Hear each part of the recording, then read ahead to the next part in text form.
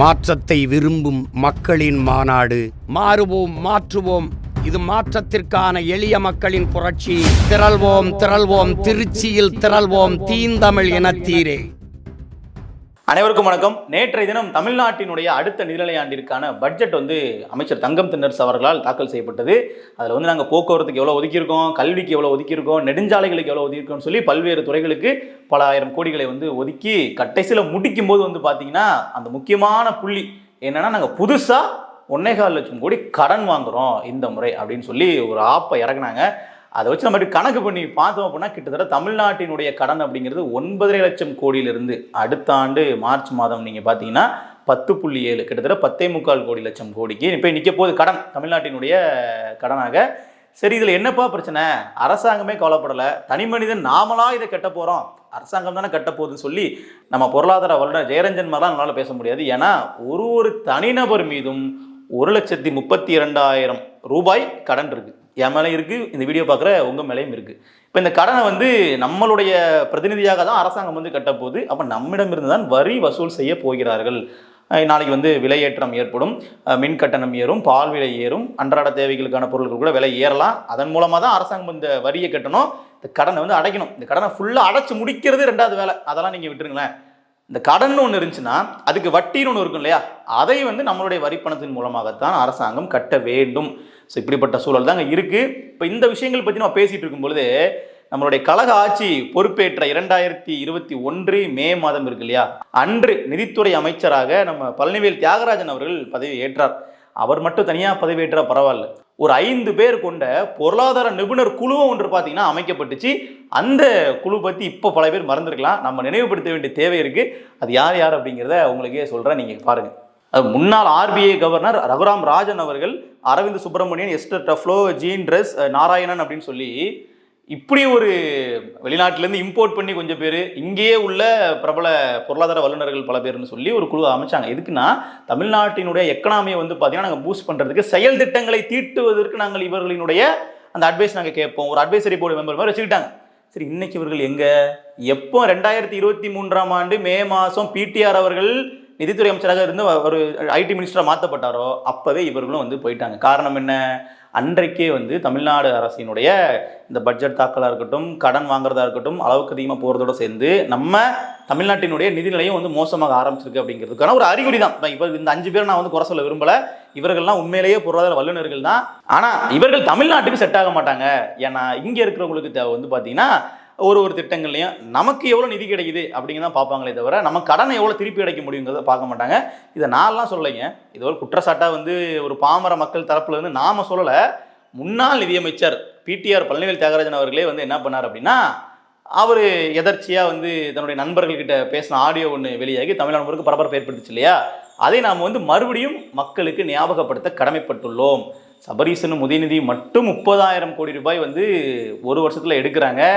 இது பார்த்தீங்கன்னா அவர்களுடைய தாத்தாக்கள் சம்பாதிச்சது எல்லாத்தையும் தாண்டிட்டாங்க. அவர்கள் வாழ்நாள் முழுக்க சம்பாதிச்சதை ஒரே வருஷத்துல சம்பாதிச்சது உதயநிதி சபரீசன் சொல்லி ஒப்புதல் வாக்குறுதியுமே கொடுத்திருந்தார்.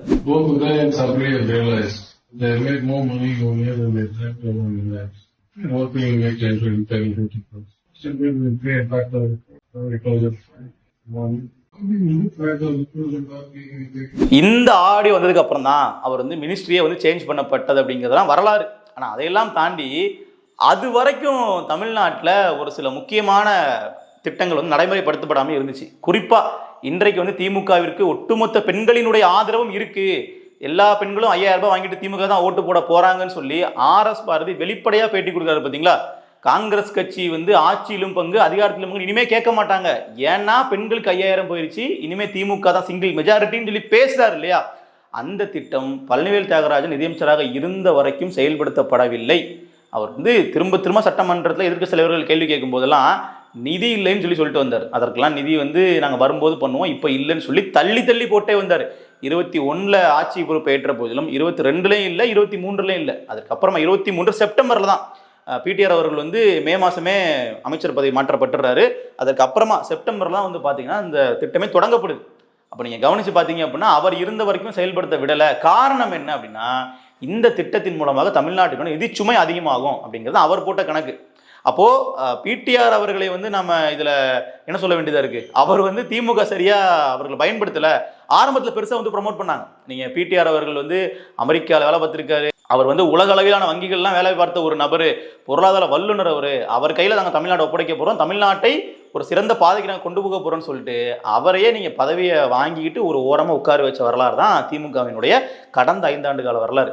இப்போ இதுல இன்னொரு விஷயம் நம்ம கண்களுக்கு தென்படுது, நம்ம அதை தேடி போகல, அதுவா அந்த டேட்டாவை நம்மளை தேடி வருது. என்னன்னா 2021 திமுக ஆட்சிக்கு வருது இல்லையா, அதற்கு முன்னாடி நீங்க பாத்தீங்கன்னா அதிமுகவினுடைய ஆட்சி காலத்துல தமிழ்நாட்டினுடைய கடன் முடியும் போது நான் சொல்றேன் 4.5 லட்சம் கோடியா இருக்கு.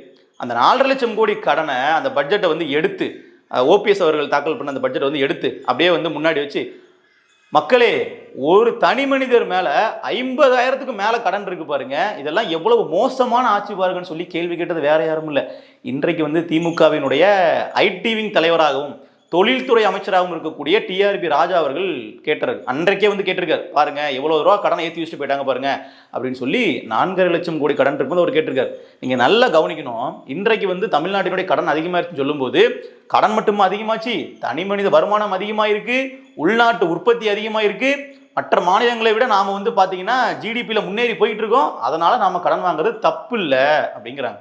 ஆனால் உண்மை என்னன்னா, இதே மாதிரி கடந்த ஆட்சியில் இருந்த பொழுது இவர்கள் 4.5 லட்சம் கோடியவே மிகப்பெரிய கடன்னாங்க, அதையே சமாளிக்க முடியாது. நாங்கள் இன்னைக்கு 5 ஆண்டுகளில் கிட்டத்தட்ட 70 ஆண்டுகளாக தமிழ்நாட்டினுடைய கடன் 4.5 லட்சம் கோடி. அந்த கடந்த 5 ஆண்டுகளில் மட்டும் பார்த்தீங்கன்னா கிட்டத்தட்ட 6 லட்சம் கோடி. எவ்வளவு தூரம் கடனை வந்து மேலே ஏற்றி கொண்டு போயிருக்காங்கன்னு சொல்லி பாருங்க. இந்த கடன் வந்து அவர்களுக்கு ஒரு பொருட்டாவே இல்லைன்னு இன்னைக்கு வந்து பேசிட்டு இருக்காங்க. ஸோ இதற்கு நம்ம ஆதாரமாக என்ன காட்டுறோம்னா, டிஆர்பி ராஜா அவர்கள் அன்றைக்கே 4.5 லட்சம் கோடி இவ்வளவு பெரிய கடன் சொல்லி பேசியிருக்கிறாரு. இன்னைக்கு நீங்க 10.25 லட்சம் கோடியே ஒரு கடனே இல்லைங்கிறீங்களே எப்படி? இப்போ எதிர்கட்சியா இருக்கும்போது ஒரு பேச்சு பேசுவோம், ஆளுங்கட்சியா இருக்கும்போது ஒரு பேச்சு பேசுவோம்னு சொன்னா கூட புரிஞ்சுக்கலாம். திமுக ஆளுங்கட்சியா இருக்கும் போதே அதன் கூட்டணி கட்சியில் உள்ள காங்கிரஸ் பேசுறாங்க, தமிழ்நாடு இப்படிலாம் போயிட்டு நம்ம மோசமா போயிடும், தமிழ்நாட்டினுடைய நிதியிலுமே மோசமா இருக்கு, இவ்வளவு கடன் வாங்கக்கூடாது, உத்தரப்பிரதேசத்தோட நம்ம ரொம்ப மோசமா போயிட்டு இருக்கோம் அப்படின்னு சொல்லி பிரவீன் சக்கரவர்த்தி காங்கிரஸை சார்ந்தவர் வந்து பதிவு போடுறாரு. இத்தனைக்கும் கூட்டணியில் இருக்கிறாங்க, இன்னும் கூட்டணி பிரியுமா முறியுமா நமக்கு தெரியாது இல்லையா, கிட்டத்தட்ட பிரியக்கூடிய சூழல தான் இருக்கு. அப்படிப்பட்ட இடத்துல கூட்டணி கட்சியே திமுகவினுடைய அந்த பொருளாதாரம் குறித்து விமர்சனம் பண்ணக்கூடிய பறவை வந்துட்டாங்க திமுக அரசை பத்தி. அப்ப எந்த அளவிற்கு வந்து பொருளாதார அடிப்படையில் தமிழ்நாடு கடன் பெற்றிருக்கின்றத பாருங்க. பல பேர் என்ன சொல்றாங்கன்னா, இப்படியே போச்சுன்னா தமிழக அரசு கூட திவாலாகிறதுக்கான வாய்ப்புகள் இருக்கு அப்படிங்கிறாங்க. இப்போ ஒரு பக்கம் அந்த ஊழல் அப்படிங்கிறது, இவர்கள் வந்து கமிஷன் வாங்குறதுக்காக டெண்டர்கள் அள்ளி விடுறாங்க. அன்புமணி ராமதாஸ் அவர்கள் ஒரு அறிக்கை வெளியிடுறாரு, கடைசி நேரத்தில் ஆட்சி முடிய போதுன்னு தெரிஞ்ச உடனே இவர்கள் என்ன பண்றாங்கன்னா, இஷ்டத்துக்கு வந்து டெண்டர்கள் அள்ளி கொடுக்குறாங்க, இவர்கள் கமிஷன் வரணும் அப்படின்றதுக்காகன்றாங்க. இது எல்லாமே தமிழ்நாட்டினுடைய கடன் தான் போய் ஏறும், தமிழ்நாட்டினுடைய இதுலையுமே தான் மோசப்படுத்துமே தவிர தனிப்பட்ட முறையில் அமைச்சர்களுக்கோ இல்லை எந்த விதமான நஷ்டமும் கிடையாது. ஒட்டுமொத்தமாக தமிழ்நாடு அரசினுடைய கடனை ஏற்றிட்டு வந்து போயிடுறாங்க. நாளைக்கு ஒருவேளை ஆட்சி மாற்றமே வந்தாலும் கூட அடுத்த அரசுங்கிறது இதுவரைக்கும் பண்ண அரசுகளுடைய கடன் பொறுப்பை ஏற்றுதான் ஆட்சி நடத்த வேண்டி இருக்கும். வட்டி கட்டி தான் ஆகணும். நீங்கள் அசலை அடைக்கிறது ரெண்டாவது வச்சுக்கலாம், வட்டி கட்டி தானே ஆகணும். 70,000 கோடி 80,000 கோடி வருடத்துக்கு நீங்கள் வட்டி எப்படி கட்டுவீங்க? டாஸ்மாகினுடைய வருமானத்தை மொத்தமாக எடுத்து கொடுத்தா தான் வட்டியே கட்ட முடியும். அப்போ நலத்திட்டங்கள் எப்படி நம்ம பண்ணுறது? அப்போ இப்படி பல சிக்கல்கள் இருக்குது. அப்போ ஒரே வழி விலையேற்றமாக தான் இருக்கும். நீங்கள் வந்து மதுபானத்தினுடைய விலை ஏறி இருக்கு, மின் கட்டணம் வந்து ஏறி இருக்கு, நீங்கள் இப்படி அன்றாட தேவைகளும் பயன்படுத்தக்கூடிய விஷயங்கள் எல்லாமே அடுக்கிட்டே போகலாம். ஒட்டுமொத்தமாக உலக அளவில் அந்த இன்ஃப்ளேஷன் அப்படிங்கிறது மூலமாக ஏறுறதுங்கிறது வேற. தமிழக அரசே வந்து பார்த்தீங்கன்னா இதெல்லாம் வந்து அவர்கள் என்ன பண்ணியிருக்காங்க, கட்டணத்தை கூட்டியிருக்காங்க. அப்போ இப்படிலாம் கூட்ட வேண்டிய தேவை எங்கேருந்து வருது அப்படின்னா, இந்த மாதிரியான நிதி சுமைகள் தான். தமிழக அரசினுடைய கஜானால காசு இல்லை, பணம் இல்லை அப்படிங்கிறாங்க. உங்களுக்கு பணம் இல்லை அப்படின்னு சொல்றதுக்கு மிகப்பெரிய அளவிலான உதாரணங்கள்லாம் தேவையே இல்லை. இன்னைக்கு என்னென்ன துறைகளில் போராடிக்கிட்டு இருக்காங்கன்னு பாருங்க. பகுதி நேர ஆசிரியர்கள் எங்களுக்கு வந்து நீங்கள் ஊதியத்தை உயர்த்தி கொடுங்கன்னு சொல்லி போராடுறாங்க. தற்காலிக ஆசிரியர்கள் பணியை வந்து எங்களுக்கு நிரந்தரப்படுத்தி கொடுங்கன்னு சொல்லி போராடுறாங்க. செவிலியர்கள் பணி நிரந்தரப்படுத்துங்கன்னு சொல்லி போராடுறாங்க. கான்ட்ராக்ட் பேஸில் எடுத்தவங்களை நீங்கள் நிரந்தரப்படுத்துங்கன்னு சொல்லி வாக்குறுதி கொடுத்தீங்களே, ஏன் நீங்கள் பண்ணணும்னு சொல்லி போராடுறாங்க. தூய்மை பணியாளர்கள் தனியார் மையம் வேண்டாம், எங்களுக்கு அரசே வேலை கொடுங்கன்னு சொல்லி அவர்கள் வந்து போராடுறாங்க. இப்படி ஒவ்வொரு கேட்டகரியிலையும் அவர்களுக்கான கோரிக்கைகள் இருக்குது. இதற்கெல்லாம் அரசாங்க தரப்புல சொல்லக்கூடிய ஒரே பதில் அப்படிங்கிறது, நிதி இல்லை, எங்ககிட்ட போதுமான அளவு நிதி இல்லை, நாங்கள் பொறுங்க செய்கிறோம் அப்படின்னு. அடுத்த முறை எனக்கு ஆட்சிக்கு வந்த பண்ண அப்படி மாற்றிட்டாங்க.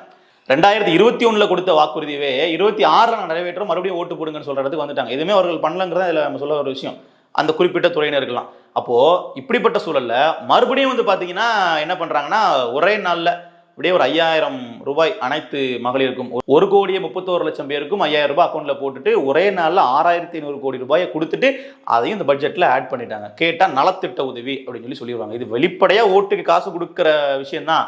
பீகாரில் கொடுத்தப்போ பீகாரில் வட்டியில் கடனாக கொடுக்குறாங்க.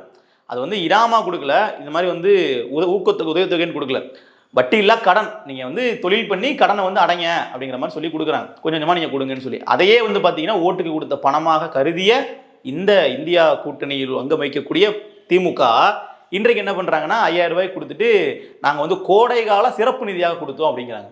இப்போ இதெல்லாம் வந்து அரசாங்கத்தினுடைய கஜானாலேருந்து கொடுக்குறாங்க. நீங்கள் கட்சிக்காரங்க வந்து வீடு வீடாக போய் காசு கொடுக்குறதுங்கிறது ரெண்டாவது, அதையும் நம்ம கண்டிக்கணும் தான், அது கூட ரெண்டாவது பட்சம். இது நேரடியாக நம்முடைய வரிப்பணம் அப்படிங்கிறது ஒரு வாக்கு வங்கியினுடைய கணக்கிற்காக பயன்படுத்தப்படுதுன்னா அது கண்டிக்க வேண்டியதா இல்லையா? அது எந்த அளவுக்கு வந்து நம்ம அதை ஒட்டுமொத்தமாக கேள்வி கேட்கணுங்கிறத நீங்கள் பாருங்கள். அந்த பணம் வந்து பயன்படும் தான், மக்களுக்கு பயன்படும், மக்கள் செலவு பண்ணுவாங்க, அது மூலமாக ஒரு பொருளாதாரத்தை ஒரு பூஸ்ட் வரும், இல்லைன்னு சொல்ல வரல.